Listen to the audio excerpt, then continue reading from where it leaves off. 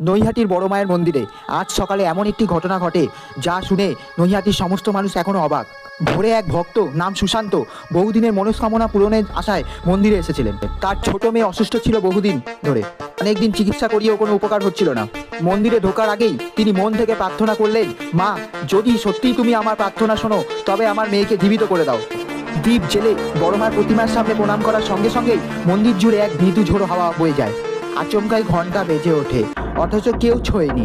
সুশান্ত কিছুটা হতবাক হয়ে তাকিয়ে দেখলেন প্রতিমার চোখ থেকে এক ফোঁটা জলের বিন্দু ঝরে পড়ছে। ঘন্টাখানেক পর বাড়ি থেকে ফোন আসে, তার মেয়ের জ্বর হঠাৎ কমে গেছে। ডাক্তারও অবাক হয়ে বলেন, এ যেন এক অলৌকিক আরোগ্য।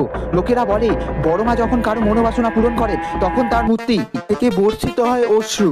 সেই আশ্চর্যটি নৈহাটির মাঠে আবারও প্রত্যক্ষ হলো। নৈহাটির বড় মায়ের প্রতিদিনের অলৌকিক ঘটনা সাক্ষী হতে চাইলে চ্যানেলটিকে অবশ্যই সাবস্ক্রাইব করুন। যদি আপনার সাথেও যদি এরকম কোনো অলৌকিক ঘটনা ঘটে থাকে কমেন্টে অবশ্যই জানাবেন। মন থেকে বড় মার নাম স্মরণ করুন।